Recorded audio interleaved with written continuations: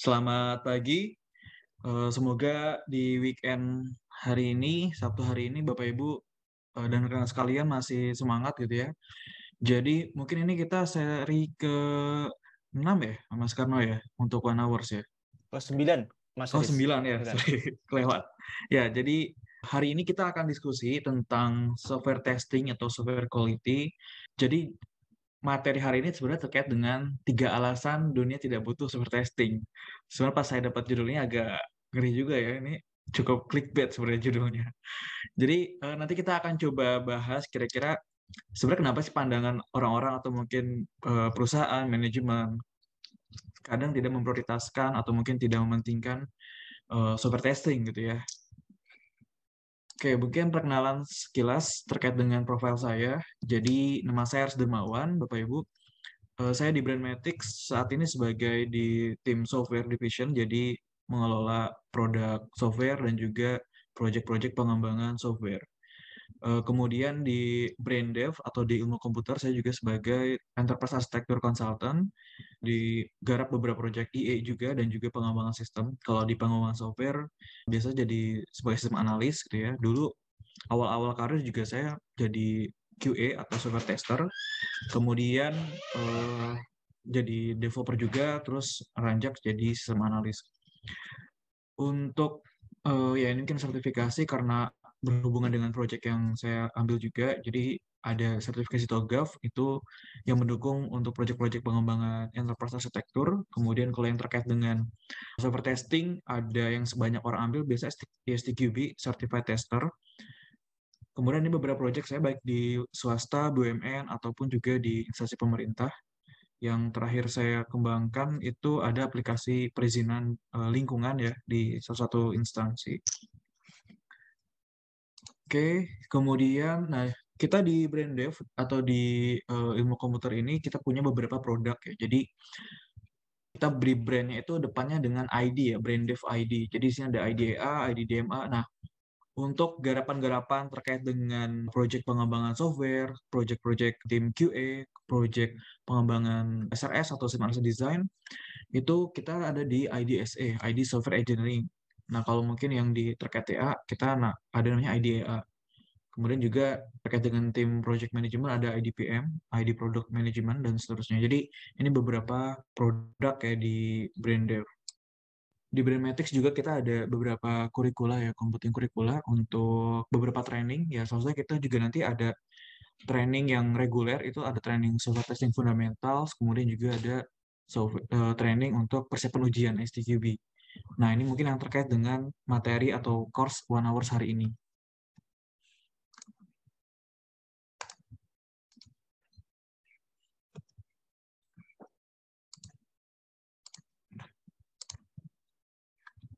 Baik, jadi sebenarnya dari materi hari ini kita akan membahas 3 alasan ya. Mungkin alasan pertama yaitu terkait dengan waktu dan biaya pengembangan itu jadi lebih lama. Nah, ini yang biasa sering kita dengar juga ya. Manajemen atau mungkin dari perusahaan kita, kenapa sih nggak butuh software testing? Udah kita langsung rilis aja misalnya, karena kita ingin ngejar time to market. Kemudian alasan kedua juga bisa jadi karena terlalu keyakinan berlebihan dengan pengalaman pengembangan software sebelumnya. Jadi misalnya, oh kayaknya kemarin pada saat kita ngembangin software, testingnya minimum, atau mungkin bahkan ada yang beberapa yang nggak kita tes, aman-aman aja sampai sekarang gitu ya. Nah ini juga yang sering jadi alasan kenapa perlu atau nggak butuh software testing. Kemudian alasan ketiga itu biasanya adalah keterbatasan sumber daya. Bisa sumber daya terkait dengan resource, SDM, sumber daya dari sisi aset, dari sisi teknologi, dari sisi budget juga. Nah ini juga yang jadi sering alasannya, jadi sering jadi alasan kenapa software testing biasanya tidak diprioritaskan atau tidak diutamakan. Baik, kita akan masuk ke alasan pertama. Jadi Bapak Ibu perlu diketahui bahwa project software itu banyak sekali yang mengalami kegagalan. Jadi rata-rata dulu pada saat ada di hasil riset itu dari Standish Group ya, hampir 50% project TI atau project IT itu gagal. Nah, ada beberapa karakteristik yang membuat project itu gagal. Jadi ada juga yang misalnya dibatalkan sebelum selesai, selesai tapi nggak pernah dipakai gitu ya, atau mungkin ternyata nggak bermanfaat gitu untuk si penggunanya. Kemudian juga tidak bermanfaat dan juga tadi tidak sesuai dengan keinginan pengguna gitu ya. Nah, kita juga mungkin dulu Bapak Ibu pernah lihat beberapa berita ya, ada beberapa kegagalan perangkat lunak atau software dalam sejarah di dunia. Jadi ada kendala dari sisi dulu pernah ada peluncuran roket ya, Ariane 5 flight. Jadi dulu ketika dia roket meluncur belum sampai ke luar angkasa sudah meledak. Kemudian juga ada terkait dengan di Project Mars Polar Lander. Jadi ada kegagalan dari produk teknologi ketika ada project untuk peluncuran di Mars. Bahkan kalkulator yang kita gunakan di Windows atau di laptop Bapak Ibu juga sempat mengalami dulu ada failure ya dari penghitungannya. Yang mungkin yang biasa kita hitung matematika yang diajarkan di sekolah antara perkalian, pertambahan kan ada yang kita dahulukan ya antara tambah kurang dibanding dengan kali dan bagi. Nah, ini terjadi failure juga gitu di kalkulator Windows 10 waktu itu. Kemudian juga pada saat tahun 99 kita mau masuk ke tahun 2000 mengalami apa dan Y2K juga isu. YouTube juga pernah mengalami masalah ya ketika dulu nggak disangka bahwa kemungkinan mungkin viewers YouTube nggak mungkin sampai miliaran gitu. Ternyata pas ada rame Gangnam Style yang dulu heboh banget ya beritanya, videonya dan ditonton sampai 1 miliar. Nah itu ternyata kalkulasi viewersnya mengalami failures ya, jadi atau error. Nah ini mungkin contoh beberapa yang di dunia. Di Indonesia juga banyak, mungkin Bapak Ibu juga pernah merasakan, baik itu aplikasi-aplikasi di startup ya, atau mungkin aplikasi pemerintahan yang kita pernah pakai, mungkin ada dulu ada e-tol, kemudian ada isu di aplikasi My Pertamina, dan seterusnya. Nah, begitupun juga ada beberapa isu atau masalah software faults yang menyebabkan kematian. Nah, ini ada beberapa kasus. Jadi, ada dulu mesin radiasi ya yang membunuh manusia. Jadi, ternyata ada kesalahan logik yang menyebabkan radiasinya jadi berlebihan sehingga membuat membahayakan si korbannya. Kemudian juga ada masalah dari penerbangan Korean Airlines. Ini dulu juga terkait dengan masalah dari safety critical system. Nah, kalau kita lihat lagi, ada beberapa contoh untuk bahwa size itu berbanding lurus dengan kegagalan. Nah, di beberapa organisasi, baik itu dari Canada Central Government, kemudian dari Avis Europe PLC, Ford Motor, mereka beberapa mengalami masalah dan kerugian akibat kegagalan dari software.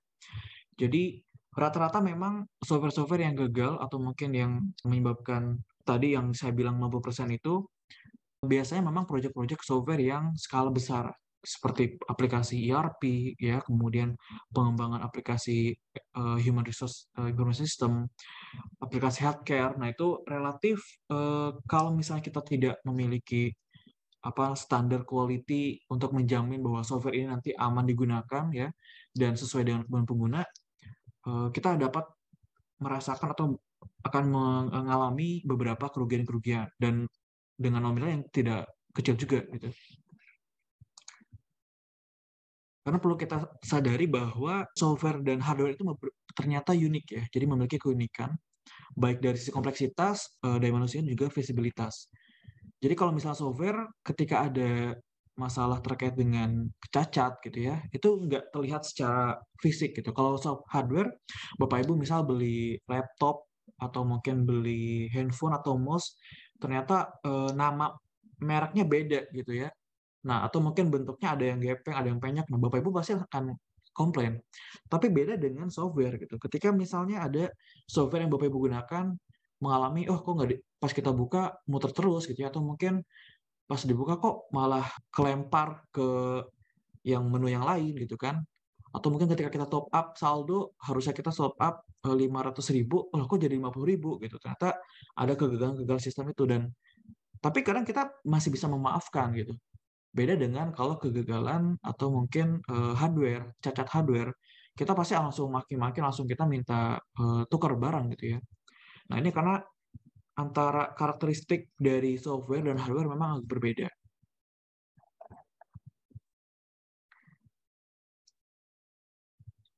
Kemudian perlu kita sadari juga bahwa software itu memiliki fault cost, yaitu tadi ya, dengan ukuran yang besar, Dan ini kerugiannya juga lumayan besar itu dari si Arena 5 itu dia mengalami kerugian hampir 7 billion dolar. Dan terkadang software itu nggak linear ya. Misalnya Bapak Ibu ada inputan form yang mungkin hanya 3 field saja gitu, dan ternyata 3 field itu menyebabkan impact yang besar gitu.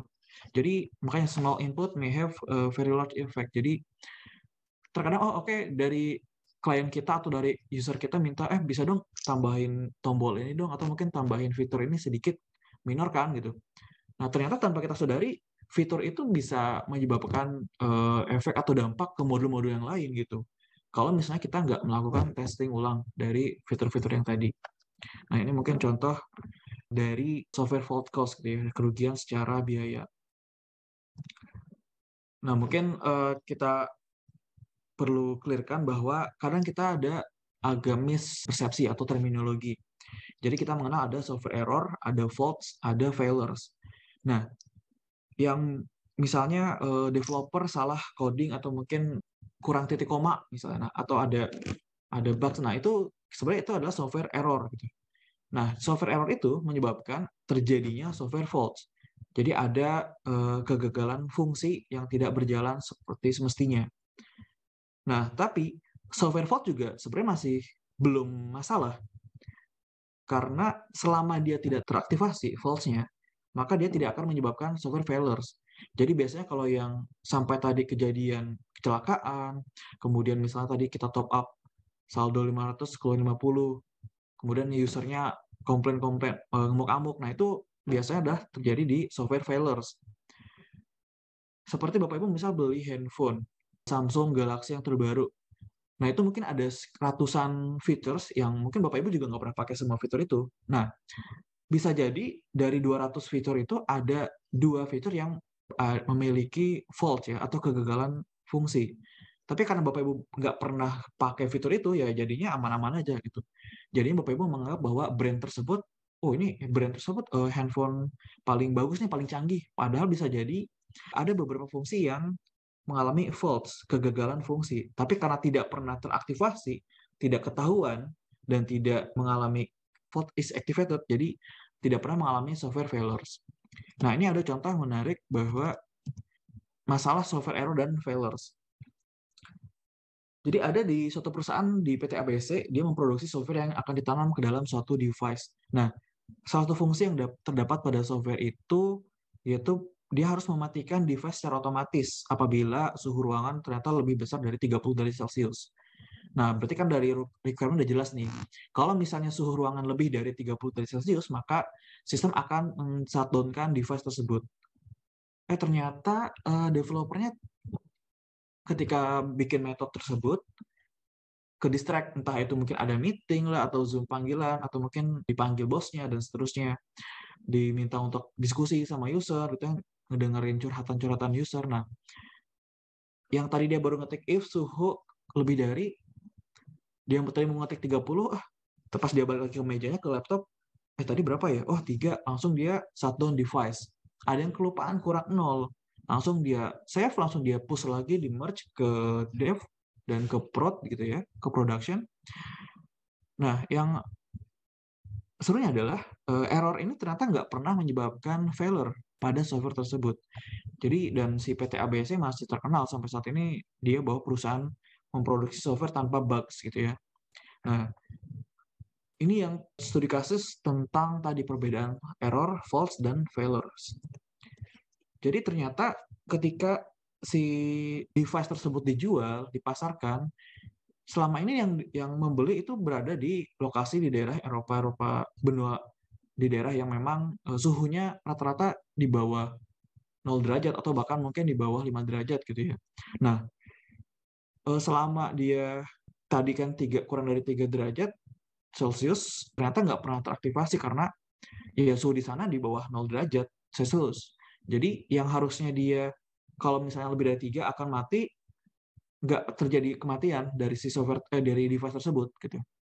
Nah, coba beda kalau dijual ke daerah-daerah yang tropis. Baru dinyalain mungkin langsung mati gitu ya. Nah, itu bedanya antara si developer ngetik atau coding if suhu lebih dari 3 derajat Celcius itu dia grammatical error.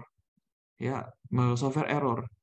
Nah, dari sini menyebabkan adanya software failure, software fault. Tapi ternyata karena tidak pernah teraktivasi, karena tadi device tersebut digunakannya di daerah kutub utara yang dinginnya di bawah 0 derajat Celcius, si failure itu tidak pernah teraktivasi dan si sistemnya, device-nya tetap jalan-jalan aja gitu ya. Nah, itu karena dia tidak sampai ke software failure. Jadi fault tadi tidak teraktivasi. Nah, ini contoh penerapan atau mungkin konsep tadi ya antara error, fault, dan failures. Kemudian juga, misal tadi kita balik lagi ke alasan kenapa makan waktu, biaya ya, jadi lebih lama. Sebenarnya ketika tadi kita tidak melakukan software testing, justru biaya yang dikeluarkan seperti oleh Ariane 5 gitu ya, Space, American Airlines, justru lebih besar lagi biaya yang mereka keluarkan. Dan waktu untuk memitigasi, memperbaiki itu juga butuh lebih besar lagi. Kayak misalnya ini, ketika kita, oh ternyata ketahuan nih, ada grammatical error. Padahal softwarenya device-nya udah dijual kemana-mana gitu. Nah, effort kita untuk memperbaiki dan kita nge-patch itu juga cukup lama lagi ya, dan membutuhkan waktu dan juga biaya. Nah, ini yang balik lagi ke alasan kenapa kok nggak butuh software testing, karena waktu dan biaya jadi lebih lama. Padahal ketika kita tadi tidak melakukan testing, dapat menyebabkan justru biaya makin bengkak lagi.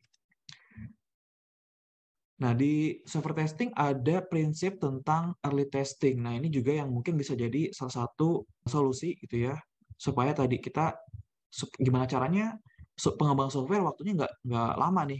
Kita nggak perlu menyediakan slot waktu khusus lama untuk testing dan terusnya. Nah, kita bisa menggunakan model atau konsep prinsip early testing. Jadi, kita temukan bugs sedini mungkin. Jadi kalau sekarang tuh ada istilah early testing yang dimana pada saat developer coding pun itu sudah bisa ketahuan gitu bahwa ada cross testing, cross check bahwa oh ini codingnya bermasalah. Nah jadi seperti penggunaan static application testing dan seterusnya. Karena gini, ketika antara cost dan defect itu semakin awal, semakin cepat kita ketahuan ada defect di situ, maka cost yang keluar juga semakin rendah.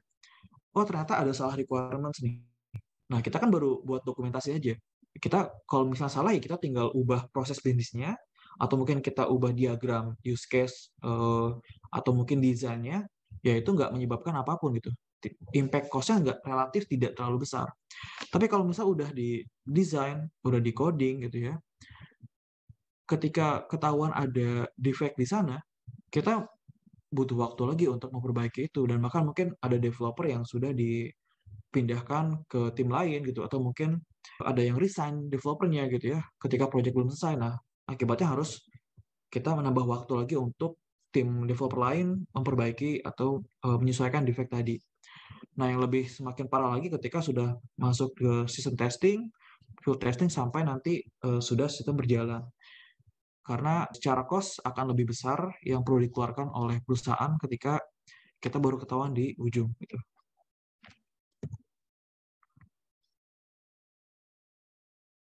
Karena pada saat trennya kita ketika penemuan pencarian defect gitu ya, itu akan meningkat pada saat mulai dari unit testing sampai ke integration testing. Nah, nanti sampai ke system testing, acceptance, alpha testing, beta testing, harusnya semakin sedikit gitu ya error yang ditemukan, bukan malah nambah banyak. Nah, jadi nanti biasanya memang defects atau error tersebut akan banyak sekali kita temukan pada tahap atau stage di integration testing. Nah, ini juga tadi ya, kira-kira biaya untuk perbaikan, kalau mungkin pada satu requirement, cost yang keluarkan mungkin hanya sekitar $1. Di tahap desain, $3,6. Pada saat tahap coding, atau unit testing, integration, nah semakin tinggi lagi, dan bahkan hingga field testing bisa $40 sampai $1.000.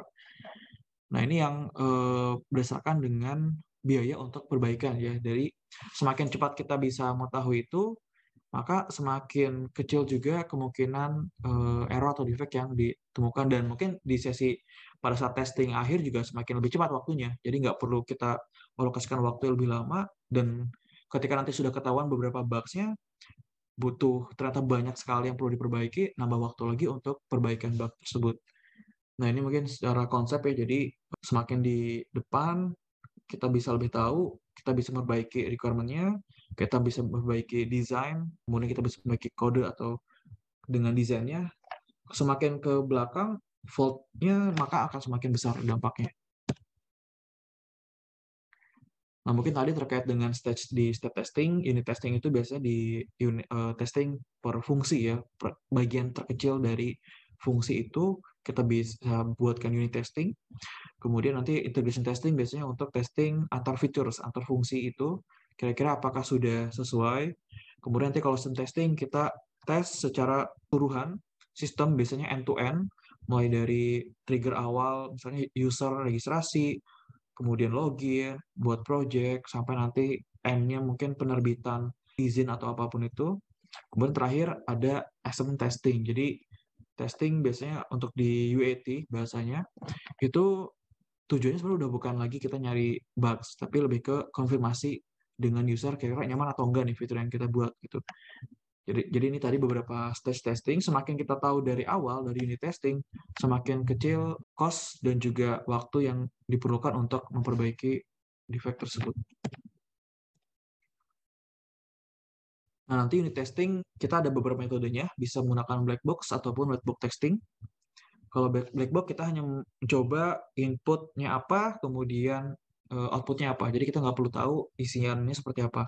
Nah, kalau white box testing kita perlu tahu logiknya, algoritmanya seperti apa, bahkan sampai ke source code-nya.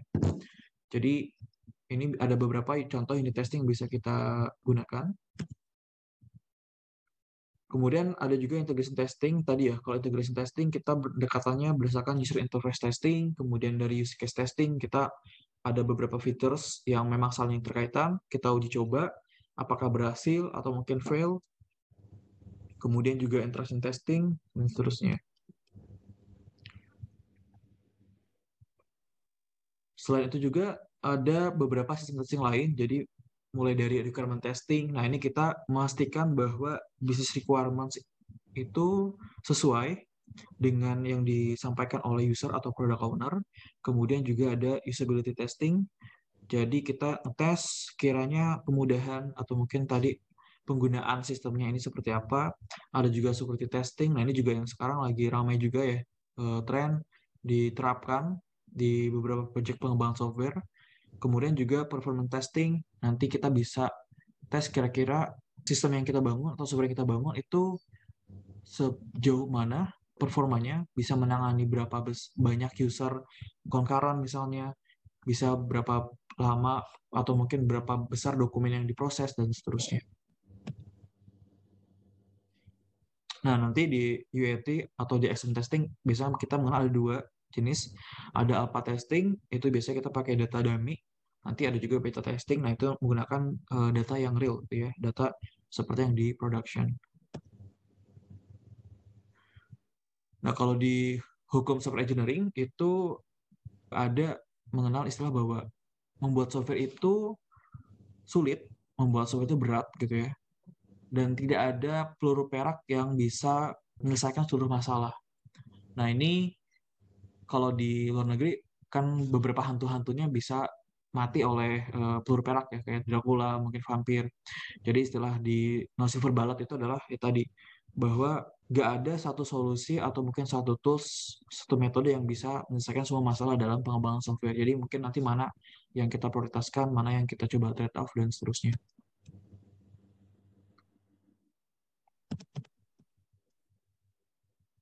Maka dari itu, ketika analisis kebutuhan atau requirement gathering, ini sangat mempengaruhi dengan kegagalan software. Jadi, di bukunya Andres, hukumnya Glass, bahwa requirement deficiency are the prime source of project failures. Jadi, kegagalan dalam memahami kebutuhan itu menjadi sumber utama dalam kegagalan project software. Karena kalau misalnya kita gagal atau salah dalam coding, kita bisa cari tahu di forum-forum, di Stack Overflow, bahkan mungkin sekarang kita bisa menggunakan ChatGPT gitu ya. Dia bisa membantu mengoreksi source code kita. Tapi kalau misalnya kita salah dalam memahami kebutuhan, yang dimana mungkin kebutuhan itu bisa jadi beda-beda gitu. Ketika kita membuat aplikasi HRIS atau Human Resource aplikasi SDM, mungkin di perusahaan kita dengan perusahaan B atau perusahaan yang lain bisa berbeda gitu. Nah, kita nggak bisa googling gitu requirement itu karena ya kita harus pastikan lagi ke usernya atau dari product owner-nya seperti apa kebutuhannya. Nah, kalau kita dari awal sudah gagal, ya pasti ke belakang pasti akan menyebabkan kegagalan juga gitu. Makanya sangat penting di sini hukum pertama di software engineering, requirement deficiency are the prime source of project failures. Nah, di project software ini nanti kita ada mengenal istilah yes-but syndrome. Sindrom ya tapi, terus ada juga ketika nanti misalnya user kita, oh iya nih kayak gini, tapi kayaknya kurang deh mas, agak ditambahin warnanya, mungkin diubah sedikit, warnanya jadi lebih gelap. Terus pas kita kasih lagi, oh iya mas, tapi kayaknya kurang. Nah, itu sering kita alami ketika pengembangan software. Ada juga mungkin undiscovered win syndrome. Jadi semakin sering dilihat, maka semakin tahu celah atau buruknya di mana ya, kurangnya di mana. Makanya mungkin biasanya pada saat kita biasa kalau misalnya paparan atau mungkin progress gitu ya, fitur-fitur yang sudah oke, sudah confirm, usahakan nggak perlu dilihatin lagi ke user gitu. Karena nanti ketika kita lihatin lagi, misalnya landing page, form registrasi login udah oke nih, udah accept dari user, dan sekarang udah jalan, sudah mulai di construction oleh tim developer, terus kita mau konfirmasi lagi untuk modul lain. Nah, yang modul yang tadi, yang ya, halaman landing page, login page, dan seterusnya, itu nggak perlu kita konfirmasi lagi. Karena ketika nanti kita tampilkan lagi, pasti nanti user kita akan mengalami tadi, yes but syndrome lagi gitu ya. Jadi, itu salah satu tips juga bahwa semakin sering dilihat, pasti, oh mas kok kayaknya kemarin sih oke, tapi kayaknya nih tambahin satu kolom lagi, bagus nih mas, ada informasi ini. Nah, itu yang, jadi nantinya kita nggak gerak-gerak gitu ya ke modul lain. Nah, itu juga nanti yang menyebabkan jadi lebih lama lagi gitu ya proyek pengembangan software ya. Kemudian juga masalah user and developer syndrome. Ini masalah komunikasi. Nah, ini juga terjadi ya, misalnya kadang kalau, makanya kenapa kalau pada saat requirement analysis yang maju itu sistem analisnya atau bisa analis gitu ya. Karena kalau developernya langsung interaksi dengan user, belum apa udah mikirnya langsung ke teknis kayak rumit gitu. Kemudian dan kadang perkataan developer tuh langsung to the point gitu ya, nyelekit biasanya kadang, oh nggak bisa pak gitu. Nah, itu pasti user kita udah langsung debat gitu. Makanya kadang kenapa yang harus maju itu sistem analis, nanti sistem analis yang memahami kebutuhan dari user tersebut dan dia yang membuatkan speknya. Jadi nanti si developer acuannya dari dokumen spek atau SRS yang dibuat oleh sistem analis tersebut. Karena nanti akan ada sindrom user and developer, masalah communication difficult. Nah, balik lagi, sebenarnya software yang berkualitas itu seperti apa sih gitu ya? Apakah memang software yang tidak ada bugs-nya itu kita bisa bicara, kita sebut itu software yang berkualitas? Atau mungkin software yang menggunakan teknologi yang terbaru, yang paling canggih itu kita sebut software berkualitas? Ternyata belum, bukan itu jawabannya. Jadi ternyata software yang berkualitas itu menurut IEEE parameternya hanya ada dua. Jadi pertama, sesuai dengan kebutuhan dan ada benefitnya atau ada manfaatnya. Walaupun mungkin aplikasi kita atau software yang kita bangun masih ada beberapa failures atau mungkin ada beberapa error, selama sesuai dengan kebutuhan dan ada manfaatnya untuk pengguna, pasti akan tetap digunakan. Ya mungkin salah satunya adalah aplikasi Gojek gitu ya atau Grab yang mungkin pada saat awal rilis ada beberapa bugs atau beberapa failures yang kita pernah temui juga gitu ya. Tiba-tiba kita jemput di titik A, yang dapat drivernya jauh banget gitu kan. Nah, dengan kondisi seperti itu, apakah kita langsung uninstall aplikasi tersebut? Enggak juga gitu ya. Kita tetap memaafkan, kita pasti tetap pakai lagi. Karena apa? Karena ini sesuai dengan kebutuhan saya. Ketika saya butuh mobilisasi tinggi, daripada saya harus bawa kendaraan sendiri, nyari parkirnya ribet di Jakarta, kemudian belum lagi macet, belum lagi kalau di jalan saya harus nyiapin paparan gitu sebelum meeting ke klien. Nah, itu saya butuh waktu untuk fokus kepada pekerjaan saya gitu ya. Makanya dengan adanya transportasi online membantu sesuai dengan kebutuhan yang tadi saya inginkan. Dan ada manfaatnya juga. Kalau misal saya mungkin dulu naik ojek pangkalan gitu, tahu-tahu harga dekat jauh ditembak 50.000. Padahal kemarin jauh gitu, sekarang dekat cuma 3 kilo ditembak juga 50.000. Nah, ini kan ketika ada ojek online, harganya fair gitu ya, sesuai dengan jarak dan itu ada manfaatnya. Saya dapat keuntungan dari situ yang tadinya mungkin saya harus bayar 50.000, saya cuma cukup bayar 20.000. Berarti kan ada manfaat, ada benefitnya juga ke saya. Masalah dari sisi waktu, saya nggak perlu jalan ke pangkalan untuk naik ojek online misalnya atau nyari ke pool taksi. Saya cukup online order, dia datang ke lobby gitu ya. Dan juga tadi dari segi biaya juga saya dapat keuntungan gitu. Saya lebih menghemat pengeluaran saya juga. Nah, ini aspek atau parameter software itu berkualitas. Jadi balik lagi ketika kita akan rilis software tersebut gitu kan, mungkin akan sangat sulit dan butuh waktu lama kalau kita nunggu harus semuanya tertes, semua features dan semua bugs juga tidak ada bug satupun, karena mungkin ada juga beberapa bugs yang tidak dia muncul, tidak ketahuan itu ya. Nah, tapi selama mungkin software kita memenuhi kebutuhan dan juga ada benefitnya, pasti akan tetap digunakan. Nah, tadi mungkin salah satu beberapa contoh gitu ya, kenapa alasan waktu dan biaya pengembangan jadi lebih lama. Karena tadi kita ketika misalnya dari segi waktu, oh kita harus mengalokasikan waktu khusus untuk testing sekian hari, sekian minggu. Belum lagi biaya juga kita harus hire tim QA sekian orang gitu kan. Dan mungkin kalau butuh tes, tools, dan lain-lain, perlu biaya subscription, langganan software, dan seterusnya. Itu jadi alasan kadang manajemen atau mungkin perusahaan kita, ah udahlah, bisa rilis cepat gak gitu ya. Udah nggak usah dites semua, misalnya seperti itu. Nah, tapi nanti akan ada titik kita perlu trade off itu memang. Kadang kalau di bisnis kita harus ngejar time to market gitu supaya waktu rilis kita nggak ketinggalan momen. Ketika kita menyiapkan software secara sangat matang gitu ya, terus di luar sana udah lagi rame banget, misalnya transaksi online, udah beberapa rival kita udah rilis, udah operasional, kita masih di research, kita masih di testing dan seterusnya. Akhirnya ketika kita selesai testing, udah semua yang nggak ada bugs, kita rilis, kita udah ketinggalan pasar gitu. Udah nggak dapat pasarnya juga. Nah, itu juga mungkin jadi satu aspek atau parameter dari orang-orang atau mungkin dari manajemen, kadang ini mikirnya testing itu makan waktu dan biaya lebih lama gitu.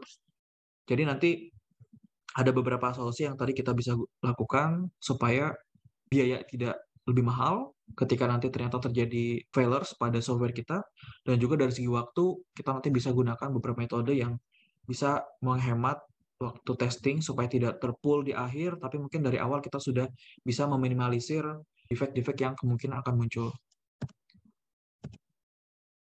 Nah, kita masuk ke alasan kedua. Jadi di alasan kedua ini adalah terkadang keyakinan berlebihan. Jadi terlalu pede gitu ya pada pengalaman proyek sebelumnya. Kemarin ketika kita buat software, testingnya sangat minimalis gitu ya, sangat sedikit sekali yang kita tes. Bahkan mungkin ada juga ya beberapa fitur yang nggak kita tes. Sampai sekarang masih aman-aman aja. Sampai sekarang masih oke, bisa digunakan. Dan kita nggak perlu keluar lebih besar gitu. Nah, jadi di sini ada alasan bahwa terlalu berlebihan gitu ya, percaya atau mungkin yakin, pede dengan pengalaman proyek sebelumnya.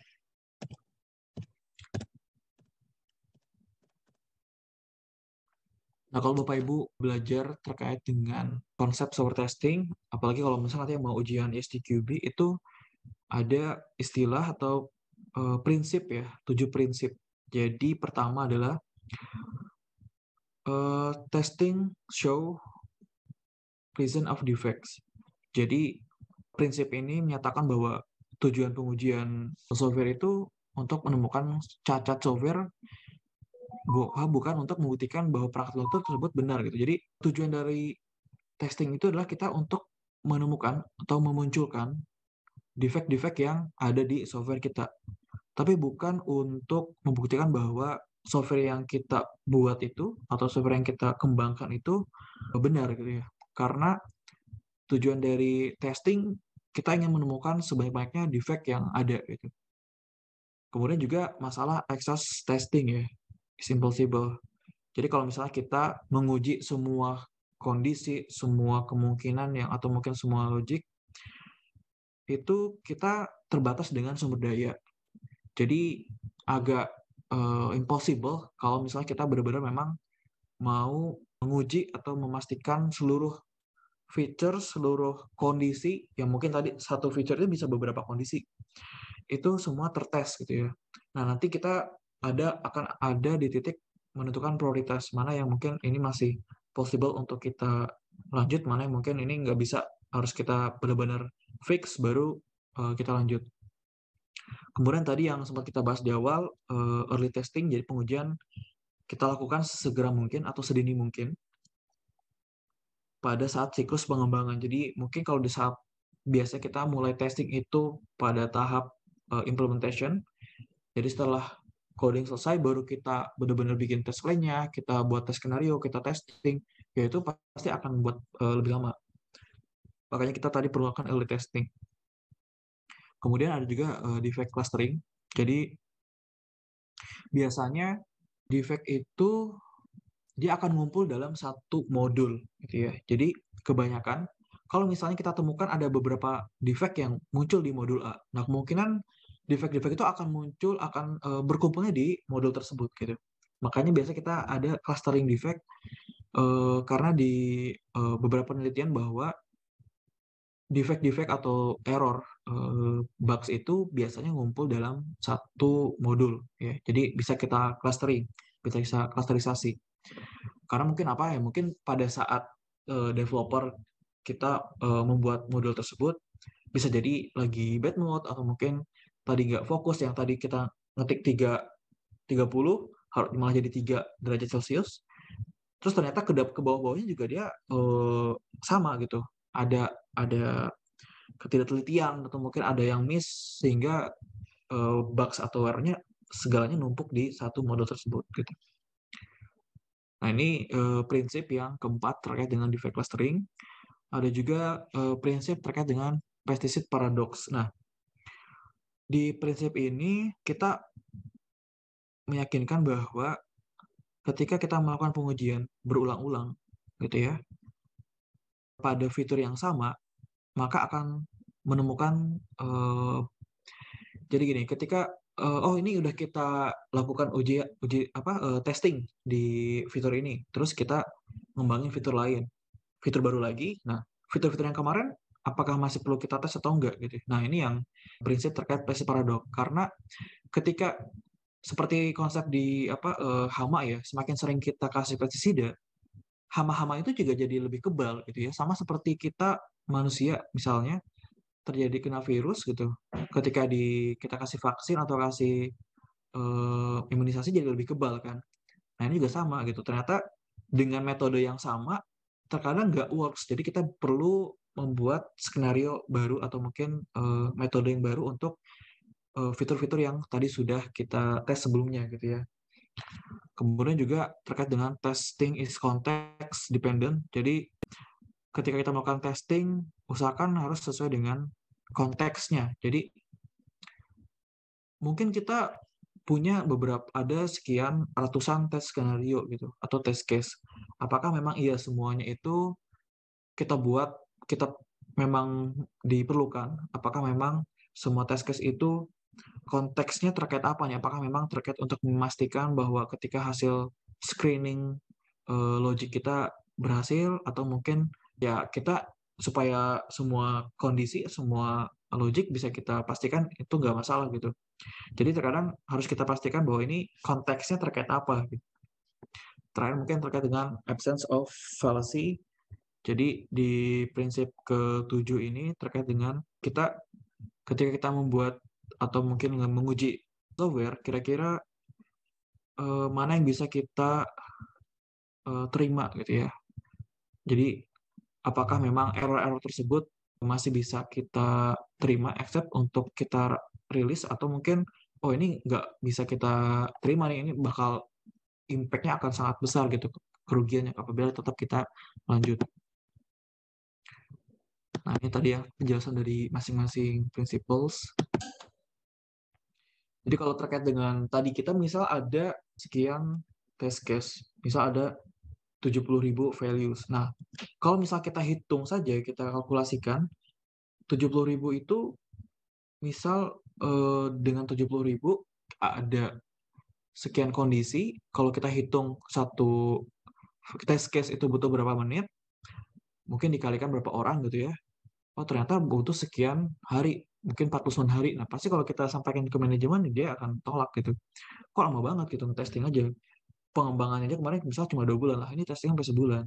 Nah jadi tadi dari sekian test case itu mungkin mana yang sekiranya kita possible untuk kita tes gitu kan. Kalau semua harus kita tes, mungkin ya tadi kita bisa ketinggalan pasar gitu. Jadi ada beberapa yang perlu kita lakukan trade off atau deal-dealan dengan tim owner atau product owner di manajemen.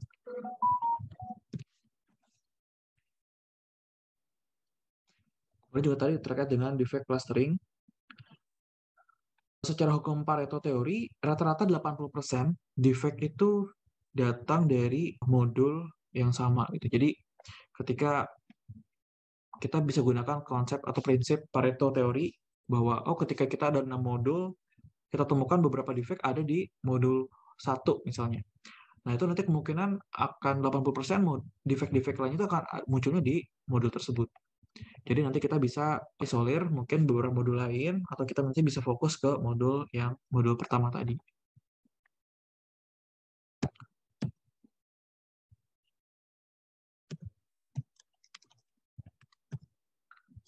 Nah, kalau gitu sebenarnya seberapa cukup sih kita harus testing gitu ya? Berapa sampai mana kita bisa mengakomodir testing tersebut, dan biasa kita tergantung dengan risiko. Jadi sejauh mana manajemen bisa menerima risiko tersebut gitu ya. Apabila aplikasi atau software yang kita tes atau yang kita kembangkan oleh tim itu kita rilis. Jadi tergantung dengan risiko, misalnya kehilangan kesalahan yang sangat penting, kemudian menimbulkan biaya kegagalan, kemudian risiko dari ketika kita rilis itu belum teruji atau kurang teruji, kehilangan kredibilitas atau mungkin reputasi ya. Kemudian juga pengujian terlalu berlebihan kadang juga tidak efektif gitu kan. Nah, jadi seberapa besar atau mungkin seberapa banyak pengujian kita cukup kita lakukan itu dari beberapa risiko-risiko ini. Nah, dari beberapa ketergantungan risiko tadi, mungkin ada yang risiko-risiko yang bisa kita tentukan kira-kira, oke, kalau misalnya ada risiko-risiko kegagalan tadi, misalnya dari biaya yang membengkak, kemudian kita kehilangan target pasar, atau mungkin tadi terlalu overtesting. Nah, jadi nanti kita bisa lakukan kira-kira apa yang harus kita uji dulu, kemudian mana yang paling harus sering diuji, ya, dan fitur-fitur mana yang paling sering digunakan oleh user, kemudian apa yang sekiranya kali ini nggak kita uji dulu gitu, tes mana yang sekiranya ini prioritas terakhir misalnya, dan alokasi waktu yang tersedia untuk prioritaskan pengujian tersebut. Jadi dengan menggunakan pendekatan risiko ini kita bisa menentukan tes mana atau fitur mana yang kita uji dulu, kemudian fitur mana yang paling sering digunakan itu yang harus paling sering kita tes, kemudian juga seberapa details atau ketelitian dalam menguji setiap item-item atau setiap fungsi-fungsi itu.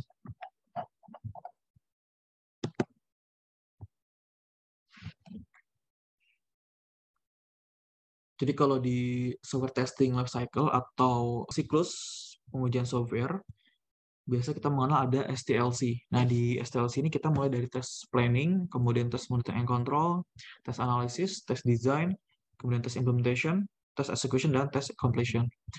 Di test planning, ini nanti kita menyiapkan define objektif dari testing tersebut. Jadi biasanya nanti kita membuat semacam test plan, dan test plan itu nanti kita gunakan untuk melakukan monitoring dan control.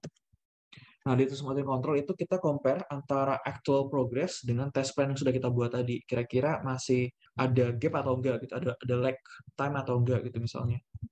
Bisa kita buat dalam bentuk kurva S dan seterusnya. Kemudian entry kriteria. Nah, di sini kita bisa menentukan ada entry kriteria dan exit kriteria.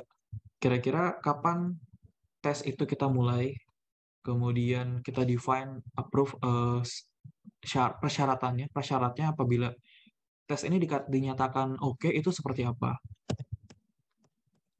Jadi nanti kita bisa siapkan test case, test data, test tool, dan juga code yang nanti akan kita testing. Bisa juga test environment-nya. Kemudian ada juga asset kriteria. Jadi kapan kita bisa, kriteria mana kita bisa selesaikan tes tersebut. Jadi sampai sejauh mana kita, oh oke, untuk testing di bagian ini kita sudah cukup. Nah, itu nanti kita bisa define di exit kriteria. Jadi biasa kita pastikan critical test itu sudah pas, sudah oke, kemudian secara coverage yang kita tes, kemudian juga yang menentukan yang high priority. Kalau misal kita di security testing, kalau dari hasil VA atau vulnerability assessment, ada yang high priority, ada yang medium, ada yang low, atau mungkin inform. Nah, mungkin dari situ kita, oh kalau untuk yang yang critical dan medium dan low itu harus kita fix dulu gitu. Ini nggak bisa lanjut. Tapi kalau yang info mungkin boleh lanjut. Atau mungkin tadi, oh oke, kita hanya memastikan yang kritikalnya aja gitu. Tapi kalau yang low, oke lah nggak apa-apa nanti sambil jalan. Nah, itu nanti kita define pada saat pengujian. Kemudian kita mengenal ada test type ya. Jadi tipe testing itu bisa ada yang functional testing, non-functional, structural, dan juga testing related to change. Di functional itu nanti kita bisa menggunakan semacam use case point atau use case, kemudian nanti fitur-fiturnya apa saja. Nah, itu yang jadi acuan ketika kita membuat test plan atau test case. Dan ada juga non-functional requirements. Nah, kalau non-functional requirement itu biasanya ada operational requirements, security, kemudian dari performance, dan seterusnya. Jadi, ketika kita membuat dari sistem analis, misalnya melakukan requirement analysis, kemudian membuat spec tag atau SRS, jadi nanti ada functional requirement dan non-functional requirement. Nah, yang kita jadikan dasar dari tim QA atau tim tester itu dua-duanya. Tetap kita lihat non-functionalnya apa, kemudian non-functional requirement-nya apa saja. Nah, ketika di situ ada non-functional requirement terkait dengan keamanan, misalnya, oh, ini harus dapat terlindungi atau mungkin sistem kebal terhadap serangan SQL injection. Nah, berarti itu akan jadi requirement kita, berarti pada saat kita nanti testing, itu akan kita masukkan juga ke dalam test plan kita dan harus kita tes nanti. Apakah benar kira-kira software yang dibangun itu bisa kebal dari SQL injection atau mungkin dari DDoS dan serangan lainnya. Atau mungkin dari sisi operational requirements atau performance requirements. Jadi, oh, sistem ini bisa menangani 1000 user secara bersamaan. Nah, itu berarti nanti kita harus masukkan ke dalam test case kita bahwa kita harus ngetes nanti menggunakan 1000 user, entah mungkin bisa pakai tools Gmeter ataupun apapun itu. Oh, ternyata sudah oke nih. Nah, nanti kita cek lagi. Tes lagi misal 5.000, 10.000. Oh, berarti nanti kita bisa define bahwa software kita dapat menangani lebih dari 1000 loh dan sudah sesuai dengan requirements. Jadi bisa nanti requirement ini berangkat dari software request, kemudian dari software request itu kita bisa detailkan ketika nanti membuat test plan. Jadi misal contohnya seperti ini, ada non-functional requirements, to respon harus tidak lebih dari 2 detik. Nah, berarti nanti kita harus tes juga. Bisa nanti menggunakan semacam tools GTmetrix atau mungkin Google Page View dan seterusnya. Kemudian, oh, harus bisa diakses oleh 50.000 atau 50 user secara bersamaan. Nanti kita tes juga dan seterusnya. Di non-functional testing, nanti ada performance testing, ada load testing, ada stress test, usability, hingga portability testing. Nah, nanti pada saat metode requirement gathering, itu ada beberapa metode yang bisa kita gunakan. Ada dokumen analisis, interview, JAD, questionnaire, atau observasi. Jadi nanti biasanya dilakukan oleh tim sistem analis. Jadi pada saat testing, pada saat analisis, kita juga bisa ikut dan kita bisa mulai kerja ya ketika tadi requirement sudah jelas, sudah oke, kemudian nanti kita bisa define solusinya kira-kira apa.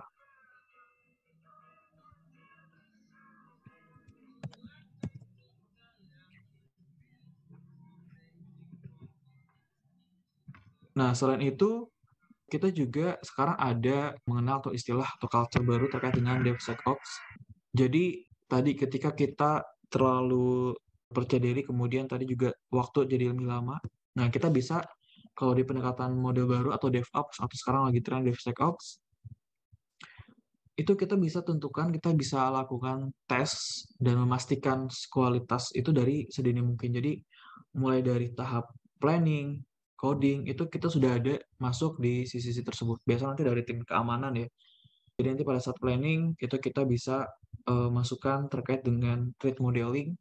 Jadi kita sudah bisa prediksi kira-kira dengan model aplikasi misal web based pakai pemrograman PHP Laravel misalnya, kemudian karakteristik penggunanya sekian seperti ini, jumlah akses nanti akan ada sekitar 1.000 user, concurrent, dan seterusnya. Nah, itu nanti kita bisa modelkan kira-kira ada risiko keancaman, risiko threat-nya itu seperti apa, dari mana, dan nanti ketika coding, itu juga kita bisa antisipasi. Jadi nanti kita bisa siapkan dari tim infranya sudah mulai menyiapkan mekanisme environment servernya seperti apa, kemudian dari sisi developer juga membuat codingnya yang memang cukup secure gitu ya untuk menghindari dan mengurangi kemungkinan defect dari atau mungkin serangan-serangan dari aspek keamanan. Jadi nanti di sini ada istilah juga code review atau mungkin ada SAST. Jadi kalau Bapak Ibu mungkin biasa pakai tools bisa GitLab atau sekarang ada semacam SonarQube ya dan lain-lain.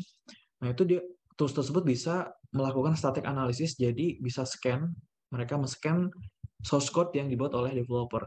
Jadi sekiranya, oh ternyata metode untuk login itu yang sekarang dibuat itu ternyata mengalami celah keamanan, harus diubah model metodenya seperti ini misalnya. Nah, itu nanti kita bisa gunakan beberapa tools seperti SAST tools. Di GitLab ada modulnya, cuma mungkin harus langganan ya.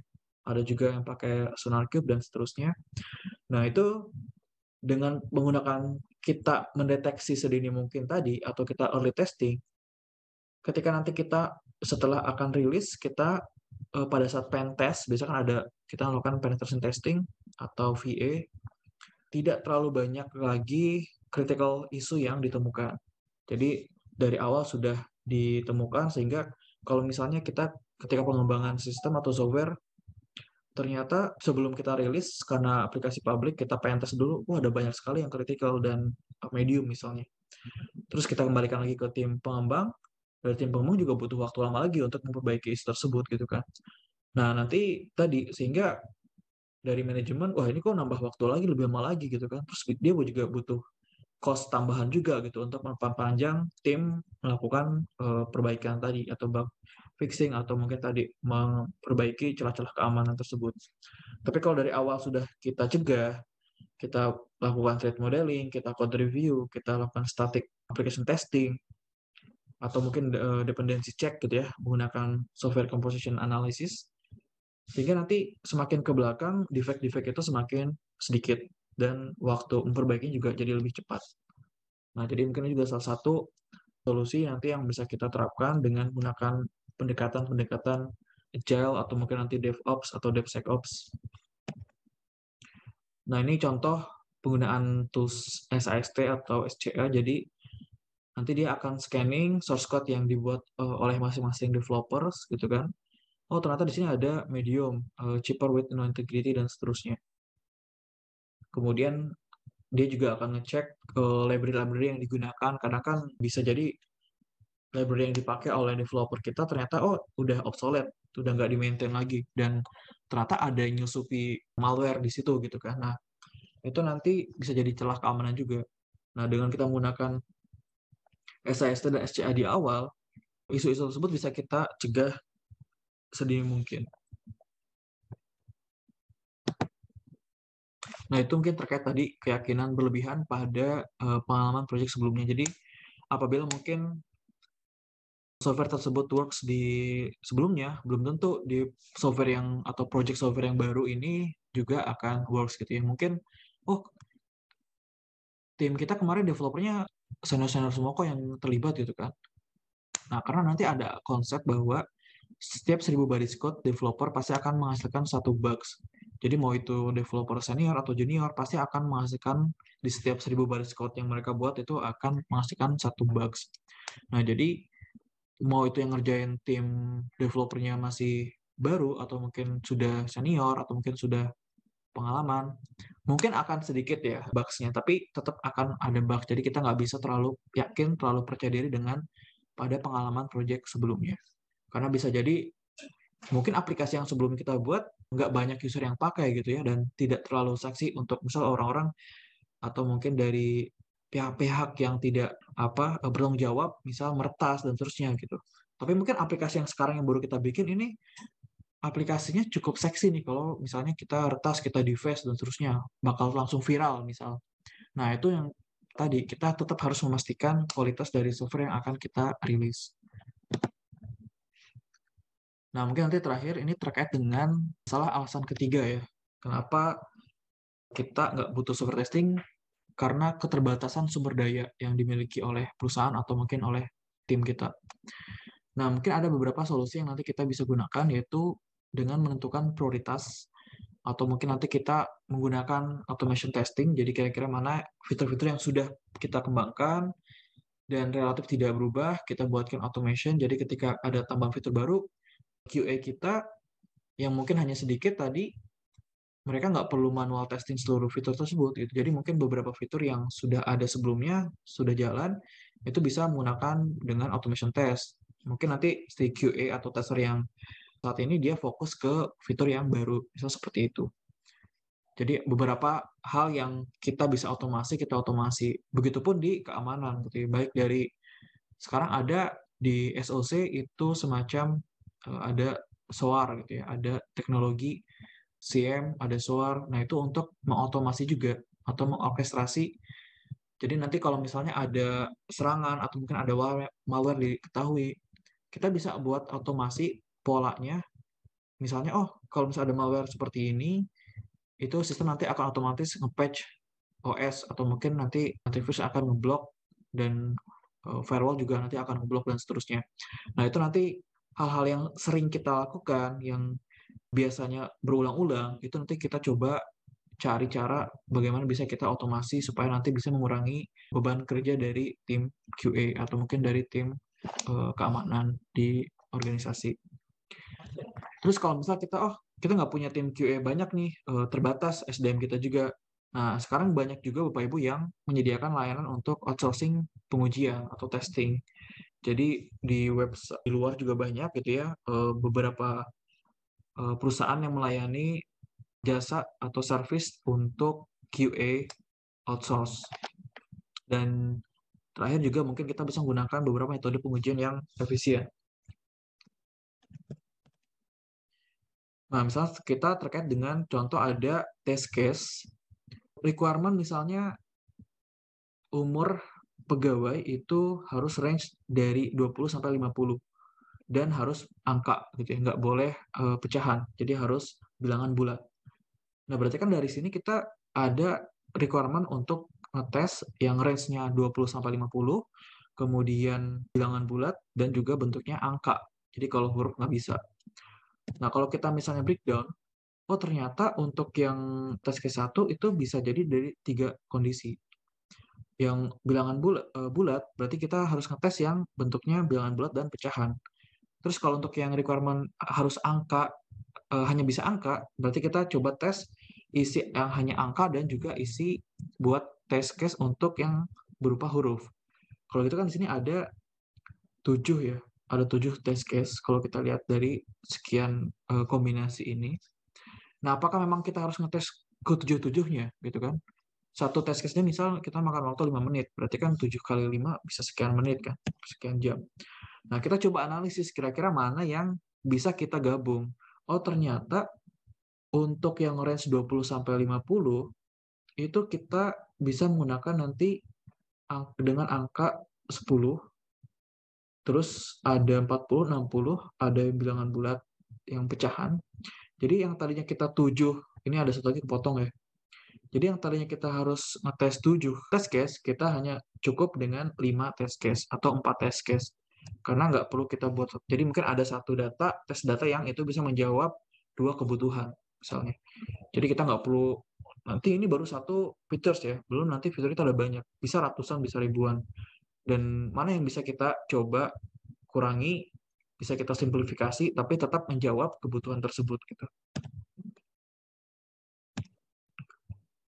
Nah, ini contoh kalau menggunakan black box testing ya. Nanti tadi caranya kita coba input sekian, keluarnya apa. Nah, ini kalau kita nggak peduli isinya apa, nggak tahu, nggak kita bedah, kita tes input outputnya aja. Terus ada juga white box testing. Nanti kalau white box testing kita harus ngecek sampai ke dalam logic source code-nya seperti apa, atau bahkan sampai ke flow atau algoritmanya seperti apa. Kemudian juga bisa juga menggunakan exploratory testing. Jadi kita dengan pendekatan informal coba kita explore gitu ya. Tapi ini nggak bisa dilakukan juga oleh semua orang gitu. Biasanya oleh yang sudah jam terbang yang cukup tinggi, nah dia biasa kadang menggunakan dengan exploratory testing. Jadi berdasarkan pengalaman dia bisa, oh kemungkinan di sini nih ada celah, dan kadang benar juga gitu. Jadi nggak perlu kadang kita runut banget gitu kan. Oh, oke, secara test case misalnya nih, mungkin yang bikin test manager kita gitu test case-nya, kok nggak ditemukan defect ya, nggak ada yang fail. Nah, kita nanti bisa juga coba juga temukan defect-defect itu dengan pendekatan exploratory testing.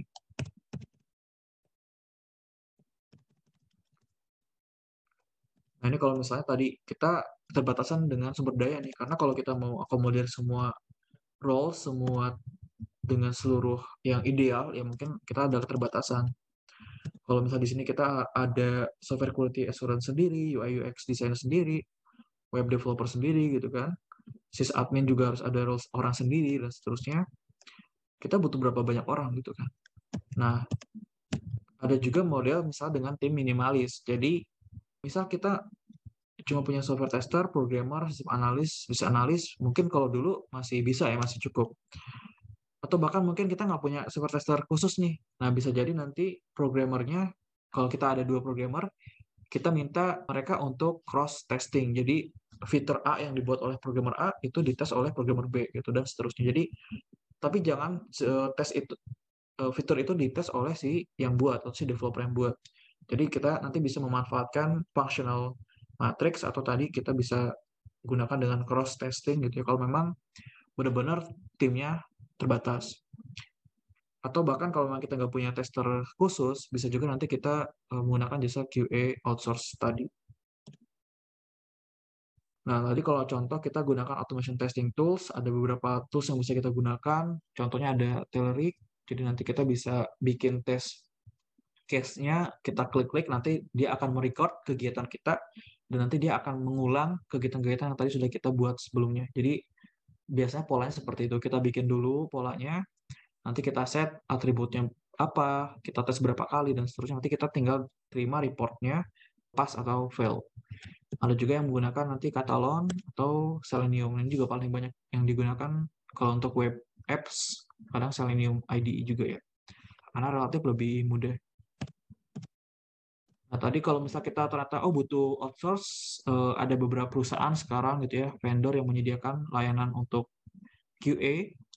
Jadi misal di QA Mentor mereka punya 350 certified QA profesional, terus di sekian banyak proyek yang selesai gitu kan. Kemudian juga ini juga misal dari Sciencesoft, mereka bilangnya 15% lebih cepat bisa rilis ISTQB Certified Testing Expert. Jadi kayak tadi saya juga kalau rata-rata sekarang untuk yang software testing atau QA yang bekerja di bidang tersebut kebanyakan ngambil ujian sertifikasinya ISTQB ya, dari ISTQB.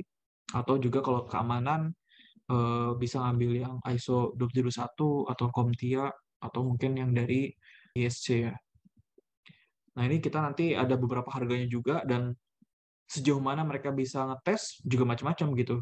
Mereka bisa ada yang menyediakan jasa functional requirement testing, ada yang cuma bisa misalnya security testingnya, atau kita hanya ingin outsource dari untuk load testing dan performance testing bisa juga. Jadi biasanya vendor-vendor ini mereka menyediakan, dan ada juga yang menyediakan jasa-jasa freelance ya. Jadi yang freelancer juga banyak juga sekarang yang di beberapa web provider ya menyediakan untuk jasa-jasa freelancer untuk testing.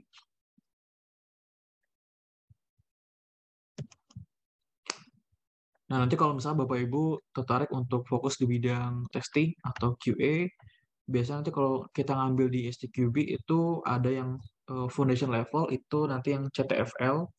Nanti setelah ngambil yang foundation ini, kita bisa ngambil yang advanced levelnya lagi. Entah itu nanti yang test manager, test analis, atau technical test analis, atau mungkin bisa juga ambil yang spesialis. Jadi di sini ada yang spesialis terkait dengan game testing, mobile application testing, atau mungkin security tester, dan seterusnya.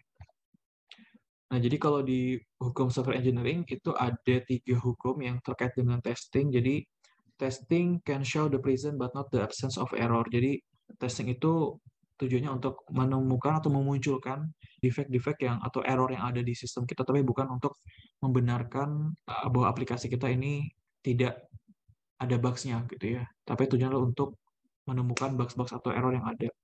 Kemudian juga di hukum ke-23, developer is unsuited to test his or her code. Jadi hukumnya si Weinberg ini, developer nggak boleh atau nggak bisa ngetes codingannya sendiri gitu. Karena nanti jatuhnya nggak objektif. Oh, ini kayaknya saya bikinnya bagus kok, oke. Gitu. Harusnya aman sih. Nah, sekarang ada sisi itu gitu, terlalu subjektif. Makanya kalau misalnya kita nggak punya tester khusus, ya kita cross gitu. Developer A ngetes codingnya developer B, yang B juga sebaliknya. Dan tadi terkait dengan prinsip cluster defect ya, ada hukum software engineering juga bahwa approximately 80% defect come from 20% of modules. Jadi biasanya ngumpul dalam satu modul yang sama. Nah, mungkin itu Bapak Ibu sekalian terkait dengan alasan ketiga masalah keterbatasan sumber daya yang dimiliki. Jadi ada beberapa alternatif solusi yang bisa kita lakukan. Tadi misalnya kita tentukan prioritas, kemudian kita otomasi mana yang bisa di-automate gitu kan dengan software testing automation. Kemudian juga kita juga bisa menggunakan outsourcing QA atau outsourcing software tester, dan juga kita menggunakan metode atau model yang memang cukup efisien gitu. Nah, terakhir, kenapa testing itu tetap butuh gitu ya? Karena software itu pasti dia cenderung memiliki fault atau kesalahan. Kemudian juga kita perlu memastikan kehandalan dari software yang kita rilis. Kayak tadi misalnya YouTube, oh kita kayaknya akan aman-aman aja deh. Belum tentu ternyata tiba-tiba ada suatu kondisi yang ternyata tiba-tiba user aplikasi kita melonjak tinggi gitu kan. Sehingga kita cuma menyediakan misal length value-nya hanya 9 karakter, ternyata bisa sampai 11 digit gitu kan yang akses dan seterusnya. Atau mungkin viewers atau datanya bisa 9 digit dan ternyata akhirnya bisa error gitu kan.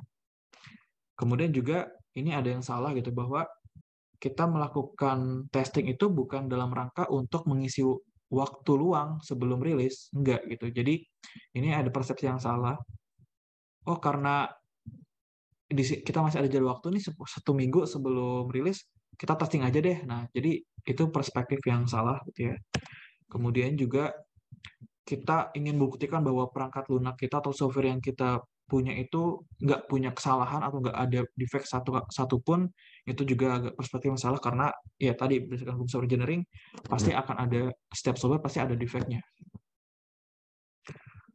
Kemudian juga testing itu karena kita melakukan testing ya karena ada di project plan. Ya nggak juga gitu. Itu karena memang masalah dokumentasi aja. Tapi tujuannya bukan karena ada di project plan. Tapi ya tadi kita ingin memastikan bahwa kualitas dari software yang kita rilis itu berkualitas dan tadi kita menjaga reputasi perusahaan juga gitu kan. Kemudian ini juga ya kenapa kita butuh testing karena kegagalan dari software itu dapat menyebabkan kerugian yang lebih besar. Bukannya justru malah kita nggak keluar biaya untuk nggak bayar QA atau nggak menyiapkan biaya untuk testing, kita bisa hemat. Tapi nanti ketika sudah rilis, ada failures dari sistem kita, kerugiannya harus kita bayar jadi bisa beberapa kali lipat gitu. Kemudian juga untuk menghindari tuntutan pelanggan ya atau pengguna, dan juga untuk bisa stay in business. Jadi masalah reputasi. Kalau semakin software kita ternyata dibuka banyak error terus gitu, kemudian nggak bottleneck, nggak bisa dipakai, ya akhirnya kan ditinggali oleh pengguna juga. Nah ini mungkin terakhir kenapa tadi ya dari 3 alasan itu, kenapa kita tetap butuh alasan untuk melakukan software testing. Oke, mungkin dari saya cukup. Sekian Bapak Ibu sekalian. Terima kasih banyak sudah meluangkan waktunya.